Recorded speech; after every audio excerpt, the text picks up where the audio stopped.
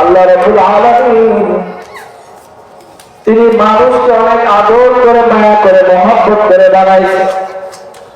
আল্লাহ রাব্বুল আলামিন চান না তার কোন বান্দা জাহান্নামে যায়। কত সহজ করে দিয়েছেন।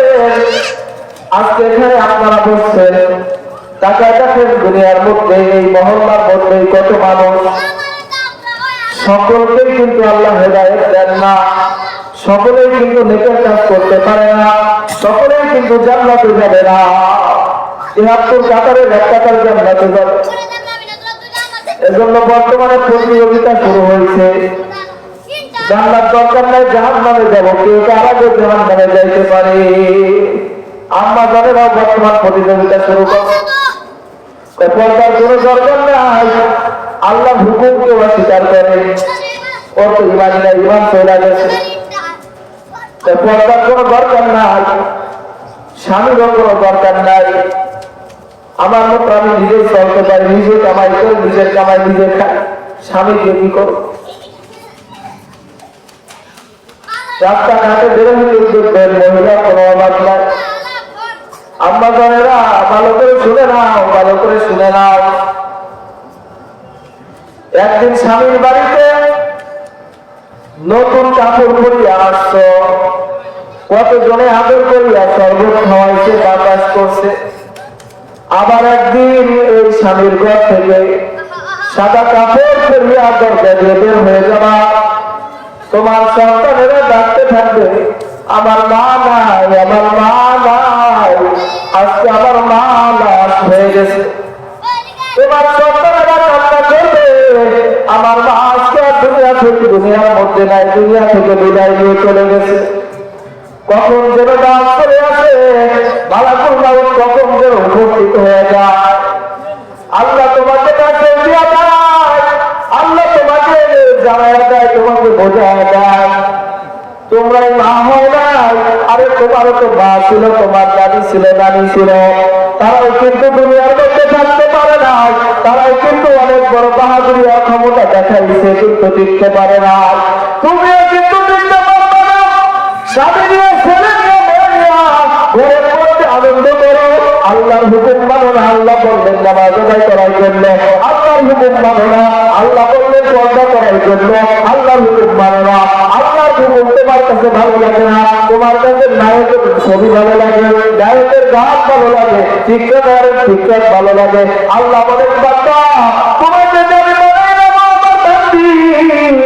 দুনিয়ার মধ্যে টাকা দেখো, কত মহিলাকে, কত মেয়েকে আমি নামাজের অবস্থায় গান দিয়া নিয়ে যাই। আরে একদিন দুই দিন পরে আমি আল্লাহ থেকে নিয়ে যাই, চাইলে তো তোমাকেও আমি শেষ করে দিতে পারতাম, কিন্তু না না, আমি আল্লাহ তোমার প্রতি খুশি রাজি হয়ে বড় মায়ের মহব্বত করে 60 বছরের জিন্দগি দান করছি, 80 বছরের জিন্দগি দান করছি, তারপরে তোমরা আমি আল্লাহর নাফরমানি করো। আল্লাহ বলে, ও দুনিয়ার মহিলারা, ও দুনিয়ার পুরুষেরা, ভালো করে শুনে নাও,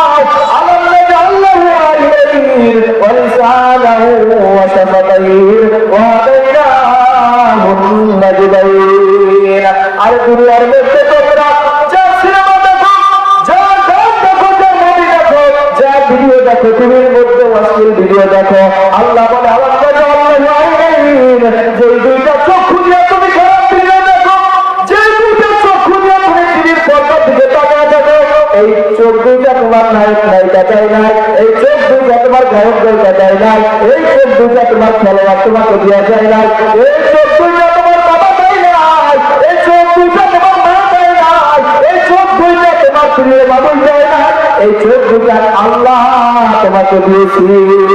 আচ্ছা, আল্লাহ হাতে দিয়া আমি আল্লাহর সাথে নাফরমানি করো, বান্দা বেশি দিন না, বেশি দিন না, শেষ পর্যন্ত বাহাদুরি করবা, তোমার বাহাদুরি ঠিকবে না, বেগুনের বাহাদুরি ঠিকে নাই, ফেরাউনের বাহাদুরি ঠিকে নাই, সাদ্দাত হামাদ আমাদের বাহাদুরি ঠিকে নাই, বান্দা তোমার বাহাদুরি ঠিকবে না, তোমার বাহাদুরি শেষ হয়ে যাবে। শেষ হওয়ার পরে কি হবে? আল্লাহ বলে কিয়ামতের ময়দানে সেদিন শেখ হাসিনারও কোনো দাম নাই, খালেদা জিয়ারও দাম নাই, জামাত হোক না কেন, হেফাজত হোক, যে দলই হোক না কেন, যে দলের নেতাই হোক না কেন, কোন দলের নেতার মাত্রারের কোন খাওয়া না। কেন? তারা তো দুনিয়ায় প্রধানমন্ত্রী ছিল, প্রধান উপদেষ্টা ছিল। বলে দুনিয়াটা দুনিয়ায় চলে গেছে, সকলকে হিসাব নেওয়া হবে। চেয়ারম্যানকে তার ইউনিয়নের জন্য হিসাব নেওয়া হবে, ইউনিয়নের জনগণের হক আদায় করছে কিনা। মেম্বারকে হিসাব নেওয়া হবে, মেম্বার তুমি তোমার ওয়ার্ডের হিসাব, ওয়ার্ডের জনগণের হক আদায় করছো কিনা। এমপিকে হিসাব নেওয়া হবে, মন্ত্রীকে হিসাব নেওয়া হবে, প্রধানমন্ত্রীকেও হিসাব নেওয়া হবে, সকলের হক আদায় করছে কিনা। প্রত্যেকটা মানুষকে কিন্তু আল্লাহর দরবারে দাঁড়াইতে হবে। আল্লাহ বলে বান্দা, দুনিয়ায় সব কিছু পাইয়া, নারী বাড়ি গাড়ি পাইয়া, ছেলে সন্তান পাইয়া, এই গাড়ির রক্তে ভুলে গেছো, কিন্তু তুমি যখন জন্মগ্রহণ করে নাই, রুহের জগতে কিন্তু স্বীকার করেছিলা আমার রব হলো আমার আল্লাহ। সেদিন স্বীকার করেছিলা, এটা আমি আল্লাহ কিন্তু কোরবান হিসাবে রেখে দিছি, কোন মিথ্যা বলার সুযোগ নাই। আল্লাহ বলে বান্দা, দুনিয়ার মধ্যে যাওয়ার পরে নারী বাড়ি গাড়ি পাইয়া, সব কিছু পাওয়ার পরে আমি আল্লাহকে ভুলে যাবা, আমি রবকে ভুলে যাবা। আমি রবকে ভুলে যাওয়ার কারণে কি হবে? তোমার নেক কাজ করতে মনে যাবে না, ভালো কাজ করতে মনে যাবে না, আমি আল্লাহর হুকুম মানতে মন যাবে না। তুমি জাহান্নামী হয়ে যাবা। আমি আল্লাহর হুকুম যদি না মানে, তাহলে তোমাদের জন্য আমি আল্লাহ জাহান্নাম বানাইছি, আর এই জাহান্নামে কিন্তু তুমি হয়ে যাবা। আমি আল্লাহর কাছে তুমি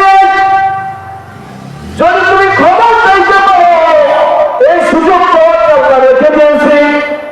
যদি কোন বান্দা আল্লাহর কাছে 2 ফোঁটা পানি খাইয়া কান্না করতে পারে, তওবা করতে পারে, আল্লাহ বলে বান্দার সব গুনাহগুলো মাফ করে দিব।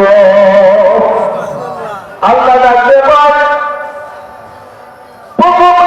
প্রতিদিন আসে, রাত যত গভীর হয়, সকলের দরওয়াজা বন্ধ হয়ে যায়, এমপির দরওয়াজা বন্ধ হয়ে যায়, মন্ত্রীর দরওয়াজা বন্ধ হয়ে যায়, চেয়ারম্যান মেম্বার মাত্রে সকলের দরওয়াজা কিন্তু বন্ধ হয়ে যায়।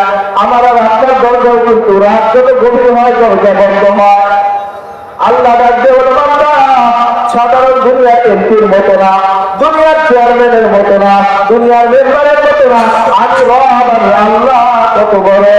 এটা যদি একটু চিন্তা ভিতর করতাম, আমি আল্লাহকে তো যাইতাম।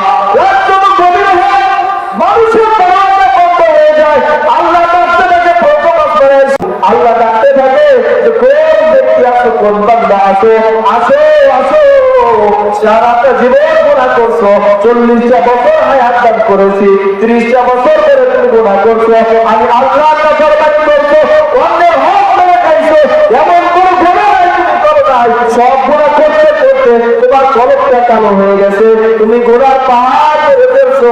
আমি আল্লাহ প্রথম আসবে না, ডাকতেছি আসো আসো, আমার বান্দা আমার কাছে ক্ষমা চাও, আমার বান্দা আমার কাছে তওবা করো, আমি আল্লাহ সব গুনাহ মাফ করে দিব। আমি এত কিছু আল্লাহ বলেন, আমার বান্দাকে আমি শুধু মাফ করবো না, পিছনের গোড়াগুলো দেখি দ্বারা পরিপূর্ণ করে দিব। দুনিয়ায় আসার পরে নারী আর গাড়ি বাড়ি পাওয়ার পরে আল্লাহকে ভুলে গেছি, রবকে ভুলে গেছি। কিন্তু রব আপনাকে ভুলে না, রব আপনাকে ভুলে না, সব সময় কিন্তু রব দেখতেছে। আপনি গুনার কাজ করতেছেন, কেউ দেখে না, কেউ দেখে না, দেখে কে? আল্লাহ। দেখে কে? আল্লাহ। নেকির কাজ করতেছেন, দেখে কে? আল্লাহ। আমার রব হলো আল্লাহ।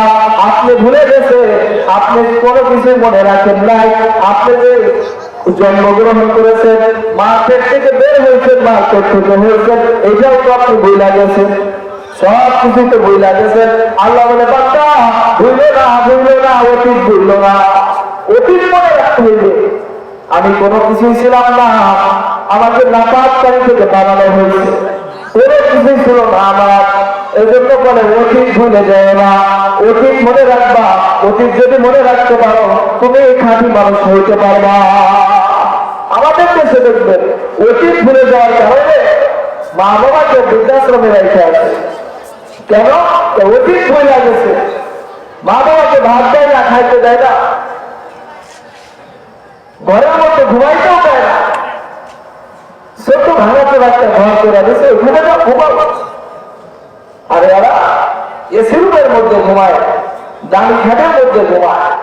কেন? অতীত ভুলে গেছে। অতীত ভুলা যাবে না। ফকিরের পোলা যদি কোটি টাকার মালিক হয়, দেখবেন বাবা মার বৃদ্ধাশ্রমে রেখে দেয়। কেন? শাশুড়ির মেয়ের কথা শুনতে হইলে না, থাকবে না তো। শাশুড়ির মেয়ের কথা শুনে না বাবা মারে কি করে? বৃদ্ধাশ্রমে রেখে দেয়, খাবার দেয় না। কেন? অতীত ভুলা গেছে। বাবা কৃষি কাজ করিয়া, রিক্সা চালাইয়া, ব্যাগ চালাইয়া, অন্যের বাড়ি কামলা দিয়া, রাজমিস্ত্রি কাজ করিয়া ছেলেরে বানাইছে এসআই, ছেলেরে বানাইছে ডাক্তার, ছেলেরে বানাইছে ইঞ্জিনিয়ার। কেমনে? কি করিয়া? কৃষি কাজ করিয়া, মাথার গাম পায়ে ফেলাইয়া ছেলেরে বানাইছে বড় অফিসার। ছেলে অফিসার হওয়ার পরে বিয়ে করছে, শাশুড়ির মায়ের পাইয়া, নতুন মা পাইয়া নিজের মাকে ভুলে গেছে। আমাদের দেশে বলে ফকিরের পোলা যদি বড়লোক হয়, মানুষকে আর মানুষ মনে করে না, মানুষকে আর মানুষ মনে করে না। চোখ কপালে সাজা, আমাদের দেশে বলে না, তাহলে চোখ কপালে উঠা যায়। আগে ছিল ফকির নেই, তিন বেলাও খাইতে পারতো না, এখন তিন বেলা খাইতে পারে, এজন্য চোখ কপালে উঠে গেছে, মানুষকে আর মানুষ মনে করে না। দেখলে কুকুরের মতো ব্যবহার করে, দূর দূর করিয়া তাড়ায় দেয়। কারণ কি? কারণ অতীত ভুলে গেছে। অতীত তার মনে নাই, আমার বাবা অন্যের বাড়ি কামলা দিয়ে আমাকে অফিসার বানাইছে, এসআই বানাইছে। আমার বাবা তিন বেলা না খেলিয়া অন্যের বাড়ি থেকে খাবার আইয়া আমাকে খাওয়াইছে, আমাকে খাওয়াইয়া আজকে বড় ডাক্তার বানাইছে, বড় ইঞ্জিনিয়ার বানাইছে। এই অতীত ভুলে গেছে, বাবার সাথে খারাপ আচরণ করা শুরু হয়ে গেছে। এজন্য অতীত ভুলা যাবে না। হাদিসের মধ্যে রাহমাতুল্লিল আলামিন বলেন, যদি কোন সন্তান দুনিয়ার মা বাবার সাথে বেয়াদবি করে, আর মা বাবা যদি দুষ্টুমি করে হোক, মজা করে হোক, ভুল করে হোক, বড় দোয়া ওই সন্তানকে দিয়ে ফেলে, আল্লাহ আরশ পর্যন্ত পৌঁছায় যায়, আল্লাহ আরশ পর্যন্ত চলে যায়, আল্লাহ সঙ্গে সঙ্গে বিচার না করলে ও মরার আগে হলেও আল্লাহ বিচার করবে। মা বাবা এমন জিনিস, মা বাবা যদি লুচ্চাও হয়, বদমাশও হয়, সোর টাকাতে হয়, আপনার তো মা বাবা। এজন্য মা বাবার সাথে খারাপ আচরণ করা যাবে না। মা বাবার সাথে ইনসাফ করতে বলেন নাই, আল্লাহ ইনসাফ করতে বলছে। ইনসাফ তো করতে পারেন না, ইনসাফ করবেন কিভাবে?